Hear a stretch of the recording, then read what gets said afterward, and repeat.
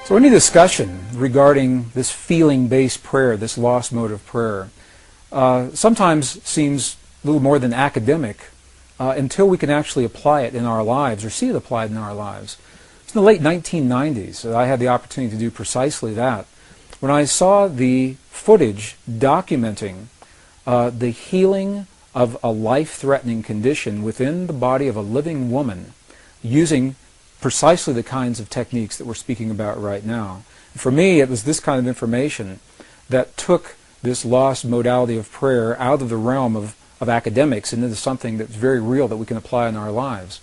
I had the opportunity during that time to see some video footage of the healing of a 3-inch diameter bladder cancer inside the body of a woman who, by Western medical standards, had been diagnosed inoperable. She had gone, as a last resort, to a medicineless hospital in Beijing, China. It was in this medicineless hospital where they began simply by addressing the life-affirming ways that she could change how she was living her life. They taught her life-affirming ways to breathe and life-affirming ways to nourish her body, gentle movements to stimulate the energy centers in her body. And as she was doing these and strengthening her body, at one point it made sense to undergo a process. Now I'd like to share this. I'd like to describe it to you as a very potent example of how the feeling world inside of our bodies has a direct effect, in this case a very graphic effect, on the world beyond our bodies. So in the video documentation, the film shows a woman lying on in a hospital room. She's fully awake, she's fully conscious, she believes in the process that's about to happen. Before her, there is an ultrasound technician who is running an ultrasound wand over her lower abdomen that we can see on a split-screen television. And on the left-hand side of the screen, they do a snapshot, a freeze frame of an instant in time for reference, so we can see what her condition looked like in that instant in time. On the right-hand side of the screen, we are able to watch real time as 3 practitioners stand behind her, working with the energy in her body and with the feelings in their bodies. And what they do is they begin to chant a word that to them they've agreed upon, that reinforces the feeling within them that she's already healed. The chant essentially says, already healed, already done. And as they begin to have this feeling and to say these words among themselves, on the computer screen, on the television screen, we can watch in real time this cancerous tumor as it disappears in less than 3 minutes real time. It's not like time-lapse on a documentary where you see a rose unfold in 30 seconds in something that normally takes days. This literally happens in less than 3 minutes. Her body responded to the feelings of the practitioners who were trained to have the kinds of feelings that they were having. And all they were feeling was the feeling of what it feels like to be in the presence of a woman who is already healed, fully enabled, fully capacitated. They were not seeing her as a woman who was sick, and they weren't saying, bad cancer, you've got to go away. It's a very, very different way of thinking about things, and it's a very graphic example of precisely how this principle works. I had the opportunity to speak to the gentleman, Luke Chen, that actually created this film. And I asked him a question. I said, what if those 3 practitioners weren't there? I said, could this woman have done this? Could any of us do this on our own? And he smiled at me when I asked him the question. He said, Gregg, in all probability, she probably could have done it alone. However, there's something about us humans in that we seem to feel more empowered and stronger when we're supported by others in the things that we believe in and in the things that we choose to accomplish. So while she probably could have had this feeling and done it herself, having these 3 practitioners work with her was the threshold that it took for her body to respond. All they were doing was having the feeling as if she were already healed, and in less than 3 minutes her body responded.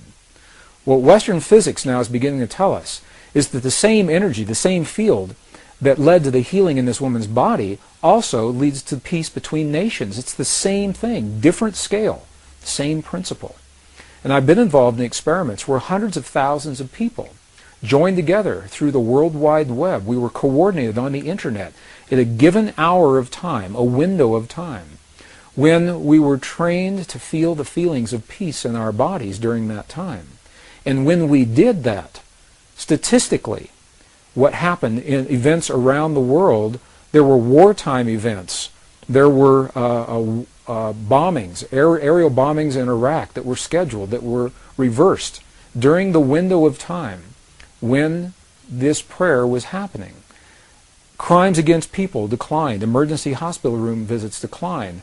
There was a computer research project at Princeton University that was able to document the field of consciousness on a global level while these prayers were going on, and they saw a little glitch, a glyph on the screen indicating that consciousness was responding to hundreds of thousands of people feeling the feeling of peace in the moment that it was occurring. And what this tells us is that the field we're working with is a measurable field. You can pick it up with equipment. It can be measured on the computer screen. This was part of the research project at Princeton University that was called the Global Consciousness Project. So the field is real. It's out there. And it responds to us in ways now that we're only beginning to understand. Even more recently, the research that's been done by the scientist Masaru Emoto regarding the relationship between human emotion, human feeling, and water drops is showing this relationship even more poignantly. What has happened is that these scientists, this particular research project, has discovered that droplets of water that make up over 70% of our world anyway, and 70% of our bodies, that these droplets of water respond to human emotion, whether it is felt in the body or as it is actually written on labels that are placed onto vials of water, and the emotion of the researcher as the labels are being written and placed onto those vials.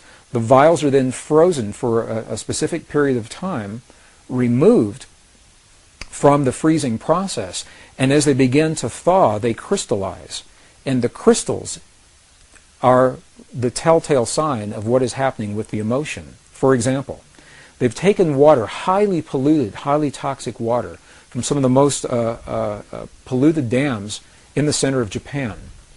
This water has never been known to crystallize. They just can't get it to crystallize. And when you look at it under a microscope, what you see, it's a very muddy, very nebulous form. There's no symmetry. There's no crystalline structure whatsoever before the emotions are in place.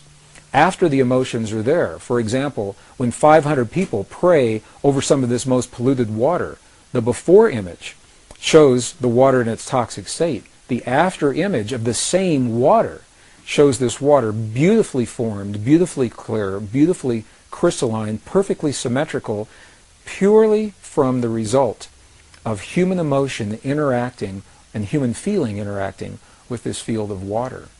Some of the other research has shown families where children and their parents have encircled a vial of water in a room that has never been found to crystallize. Again, some of the very highly polluted and toxic water. And what they do, they make a game out of it. The children, they send love to the water. They say, "We love you, water. We appreciate you, water. Thank you, water, for what you bring to our world and our lives." And in that innocence, they are eliciting these genuine states of emotion. And as the research continues, it is precisely these vials of water that have received this kind of energy from the children and their families, feelings that the ancients called prayer, that the water begins to crystallize into beautiful, symmetrical, very clear forms, showing once again that there's a direct effect between what we feel in our bodies and what's happening in the world beyond our bodies. And it's a beautiful, beautiful, very poignant example of how each of us has an opportunity to participate, not to control and manipulate, but rather participate in the events of our world, the events of our lives, our families, our communities, and our bodies through the field that links all in creation.